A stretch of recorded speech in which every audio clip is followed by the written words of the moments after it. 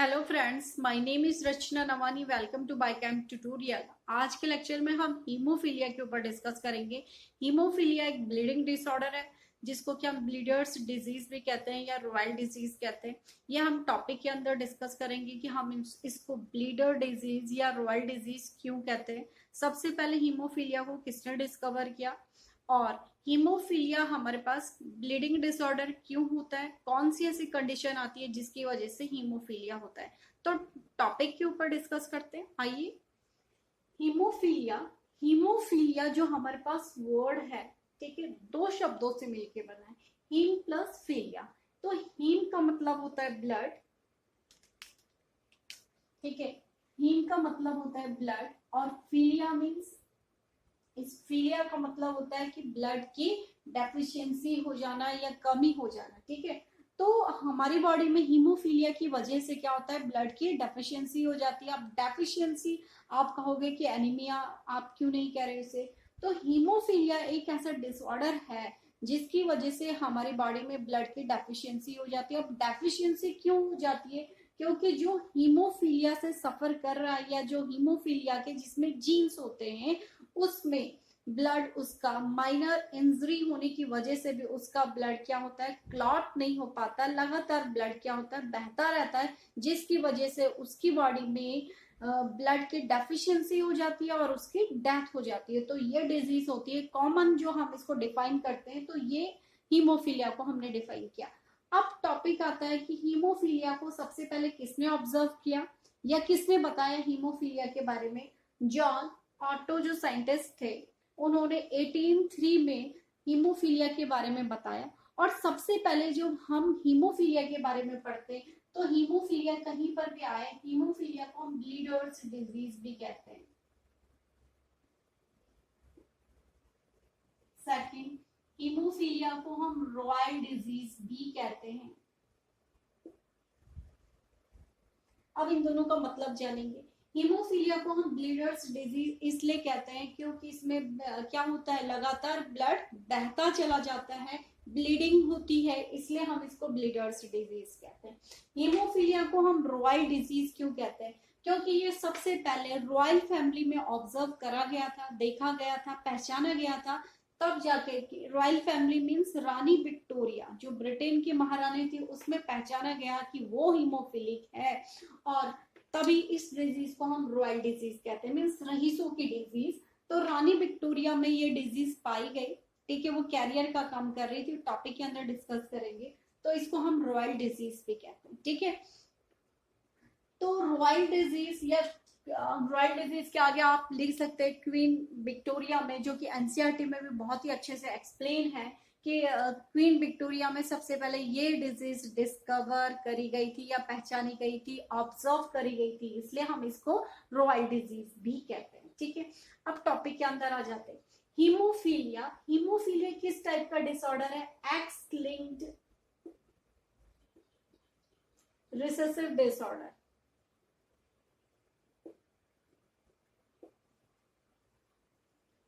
Haemophilia एक x linked recessive disorder है। X linked means जो डिजीज हमारे पास एक्स क्रोमोसोम्स की वजह से होती है, जो डिजीज हमारे पास एक्स मींस सेक्स क्रोमोसोम्स की वजह से होती है, वो सेक्स क्रोमोसोम्स क्या है, एक्स।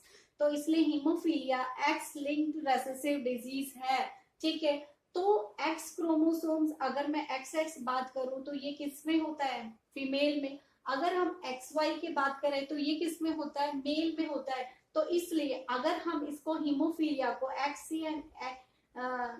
हीमोफीलिया को एक्स एच एंड सी से रिप्रेजेंट करूं तो ये फीमेल क्या है, ये फीमेल क्या होगी, हीमोफिलिक कैरियर का काम करेगी। क्यों, क्योंकि इसके एक जीन में ही एक्स एच से डिनोट है, मींस ये कैरियर का काम करेगी, ठीक है।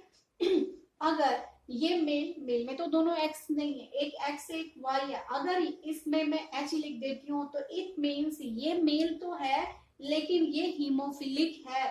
तो इसको मैं क्या लिख देती हूँ यहाँ पे, ये मेल क्या डिजीज्ड है, ठीक है, या हीमोफिलिक है। क्यों, क्योंकि इसके एक्स क्रोमोसोम्स में क्या हीमोफिलिक जीन प्रेजेंट है। तो इसलिए हम इसको क्या कहते हैं, ये रिसेसिव डिसऑर्डर है। Understood student, this is important point. Haemophilia को हम ऐसे XX से डिनोट करते हैं, ये भी इंपॉर्टेंट है। नेक्स्ट लेक्चर में हम इसके क्रॉस को पढ़ेंगे, ठीक। तो हीमोफीलिया, अब हमने हीमोफीलिया भी जाना कि एक्स लिंक्ड इनहेरिटेंस डिजीज है, रेसेसिव डिसऑर्डर है, ब्लीडिंग डिजीज भी कहते हैं, रॉयल डिजीज भी है। रॉयल डिजीज क्यों कह रहे, क्योंकि ये रानी विक्टोरिया में ऑब्जर्व करी गई थी। और रानी विक्टोरिया में कहाँ से आई है, कहीं ना कहीं उसके फादर से, रानी विक्टोरिया के फादर से उसमें ट्रांसमिट हुई होगी, तो इसलिए हम इसको हीमोफिलिक डिसऑर्डर कहते हैं। और वो कैरियर का काम कर रही थी रानी विक्टोरिया, और उसके जो संतानें थी आगे जो संतानें हैं उसकी, या प्रेजेंट टाइम में, तो वो कैरियर का काम करेगी। तो उसके जो आने वाली संतानें हैं, उसके ऑफ स्प्रिंग मीन्स उसका सन, ग्रैंड सन, उसमें ये डिजीज ट्रांसमिट होती है, ठीक है। या हम भी अपना क्रॉस करते हैं तो उनके ऑफ स्प्रिंग में मेल फीमेल का क्रॉस कराते हैं। अगर फीमेल कैरियर है तो कैरियर मीन्स उसके पास वो हीमोफिलिक जीन प्रेजेंट है, पर लेकिन वो हीमोफीलिया से ग्रसित नहीं है, तो उसके पास हीमोफीलिया के साइन एंड सिम्टम्स नहीं होते, बट वो कैरियर डिजीज को ले जाने का काम कर सकती है नेक्स्ट जनरेशन के लिए, ठीक। हमने यहाँ तक क्लियर कर दिया कॉन्सेप्ट को। अब हम बात करते हैं आगे, जो ये हमारे पास हीमोफीलिया होती है। हीमोफीलिया हमारे पास एक और इम्पोर्टेंट पॉइंट, हीमोफीलिया जो डिजीज होती है वो क्रिस क्रॉस इनहेरिटेंस को शो करती है। ये भी हमारे पास स्टूडेंट इंपॉर्टेंट पॉइंट है, क्रिस क्रॉस इनहेरिटेंस। अब इसको ध्यान से सुनेंगे, ये क्रिस क्रॉस इनहेरिटेंस क्या होती है। क्रिस क्रॉस इनहेरिटेंस वो इनहेरिटेंस होती है, सपोज फीमेल से मेल में ट्रांसमिट हुई, फिर मेल से फीमेल में ट्रांसमिट हुई, फिर फीमेल से मेल में ट्रांसमिट हुई। तो इसका मतलब ये क्या होता है, बार बार जेंडर क्या होते हैं, चेंज होते हैं। और इसी पॉइंट को और डिटेल से समझिएगा। अगर सपोज डिजीज अगर सपोज हम बात करें कि अगर ग्रैंडफादर के पास, फादर के पास एग मीन्स फीमेल, ठीक है, या मेल, अगर किसी की ग्रैंड मदर के पास डिजीज थी, तो ग्रैंड मदर से किसके पास पहुंची, उसके सन में पहुंची, ठीक है। तो मेल लिख दिया मैंने। F4 female means grand mother से डिजीज किस में गई, फादर में गई, और फादर से किस में गई, फादर से उसकी डॉटर में चली गई। तो डॉटर क्या है, फादर से, ठीक है, फादर से उसके सन में चली गई, तो मेल टू, या फादर से उसकी डॉटर में चली गई, female to male to female, ठीक है। तो फादर से उसके किस में चली गई, डॉटर में चली गई। अब यही वाला कॉन्सेप्ट डॉटर में चली गई, यही वाला कॉन्सेप्ट हम यहाँ पर रॉयल डिजीज के लिए पढ़ते हैं। अब यही वाला कॉन्सेप्ट हमने रॉयल डिजीज में पढ़ा था अभी, कि ये वाली डिजीज कहीं ना कहीं रानी विक्टोरिया के फादर से ट्रांसमिट हुई होगी, उसके पास ये डिजीज, ठीक है।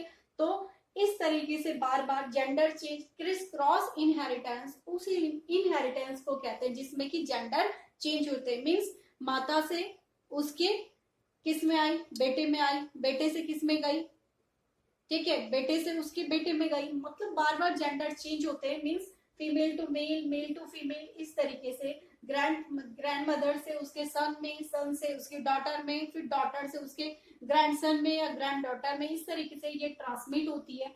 अब हीमोफीलिया से रिलेटेड एक और पॉइंट आपके लिए मोस्ट इंपॉर्टेंट है, कि जो हीमोफीलिया होता है, हीमोफीलिया में क्या होता है, जैसे ये हमारे आरबीसीज होते हैं, हीमोफीलिया में जो डिजीज होती है हमारी बॉडी में, अगर जो हीमोफीलिया से सफर कर रहा है, हमारा नॉर्मल हम इंसान की बात करें तो उसकी बॉडी में जो माइनर कट लगता है थोड़ी देर, अगर कट किस तरीके से माइनर सा कट है तो हल्की सी ब्लीडिंग होगी और अपने आप क्लॉटिंग हो जाएगी। लेकिन हीमोफीलिया में क्या होता है कि माइनर कट लगने से भी क्लॉटिंग नहीं हो पाती ब्लड में, ठीक है।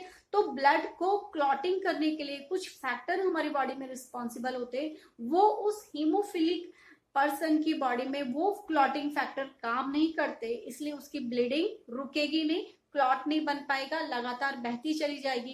तो इसलिए इस डिजीज को हम हीमोफीलिया कहते हैं, ब्लीडिंग डिजीज कहते हैं, ठीक। अब हीमोफीलिया, ब्लीडिंग डिजीज भी कह दिया हमने, इतने सारे पॉइंट हो गए।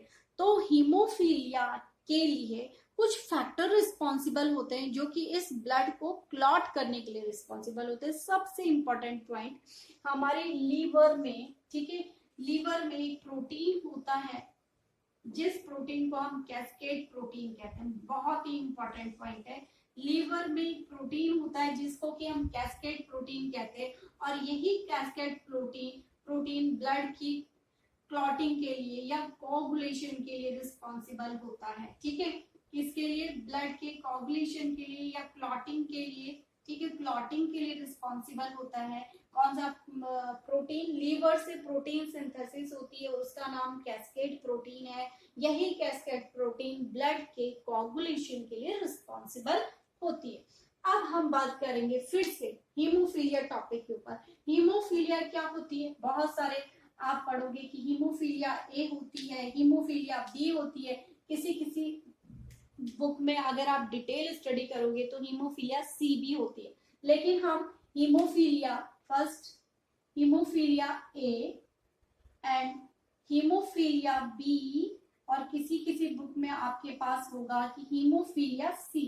ठीक है, हीमोफीलिया जो ए होती है, हीमोफीलिया ए मोस्टली 80% लोगों को हीमोफीलिया ए होती है और 20% बी और सी होती है। ठीक है, जो हीमोफीलिया ए होती है इसमें ब्लड की क्लॉटिंग के लिए फैक्टर नंबर 8 रिस्पॉन्सिबल होता है, 8th फैक्टर। ठीक है, ब्लड की क्लॉटिंग के लिए फैक्टर 8 रिस्पॉन्सिबल होता है, और हीमोफीलिया बी के लिए फैक्टर 9th रिस्पॉन्सिबल होता है। ठीक है, 9th फैक्टर रिस्पॉन्सिबल होता है जिसको कि हम क्रिसमस फैक्टर भी कहते हैं, और हीमोफीलिया सी के लिए फैक्टर नंबर 11th रिस्पॉन्सिबल होता है। ठीक है, ये 3 टॉपिक हमने यहाँ पर इसके इंट्रोडक्शन में स्टडी करा कि हीमोफीलिया क्या होता है। हीमोफीलिया ए एंड बी हम मोस्टली यहाँ पर पढ़ते हैं। ए के लिए फैक्टर 8 ब्लड की कोगुलेशन के लिए रिस्पॉन्सिबल होता है, क्लॉटिंग के लिए रिस्पॉन्सिबल होता है, जबकि हीमोफीलिया बी के लिए फैक्टर 9th रिस्पॉन्सिबल होता है, सी के लिए 11th रिस्पॉन्सिबल होता है। तो इस तरीके से हमने हीमोफीलिया के बारे में पढ़ा। हीमोफीलिया के नेक्स्ट लेक्चर में पार्ट 2, आज तो हमने हीमोफीलिया का इंट्रोडक्शन लिया, हीमोफीलिया क्या होती है। पार्ट 2 में हम हीमोफीलिया के कुछ क्रॉस की स्टडी करेंगे। अगर हीमोफिलिक फीमेल है और वो नॉर्मल मेल से शादी करती है तो उसके ऑफ स्प्रिंग में किस तरीके से ये डिजीज ट्रांसमिट होती है, या ऑफ स्प्रिंग में किस तरीके से रिजल्ट्स आते हैं, ये हम नेक्स्ट लेक्चर में पढ़ेंगे। तो आज के लेक्चर में हमने हीमोफीलिया का इंट्रोडक्शन लिया जो कि बहुत ही इंपॉर्टेंट टॉपिक है, और ये आपके पास कॉम्पिटिटिव एग्जाम में, आपकी लाइफ में और आपके बोर्ड एग्जामिनेशन के लिए बहुत ही इंपॉर्टेंट टॉपिक है। Thank you student. अब नेक्स्ट पार्ट इसका जरूर देखिएगा, पार्ट बी।